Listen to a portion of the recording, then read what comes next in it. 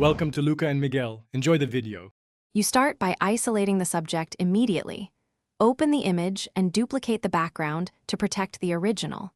Use Quick Select or the pen tool to roughly trace the subject edge, then switch to Select and Mask to refine.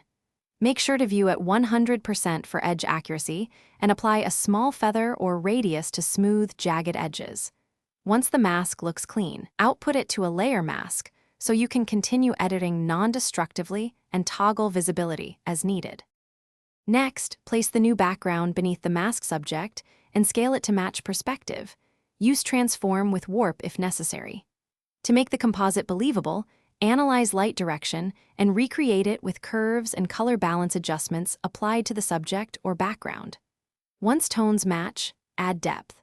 Apply a subtle Gaussian blur to background for bokeh effect, paint soft shadows on a new layer under the subject at low opacity, and use gradient maps to unify color temperature across the scene. Finish by refining mask edges with a small, soft brush.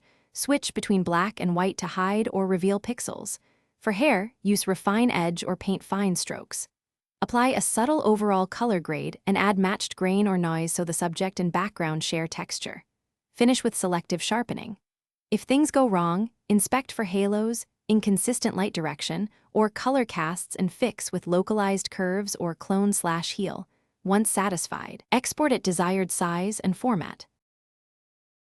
Thanks for watching and please subscribe. It's the best investment you'll ever make.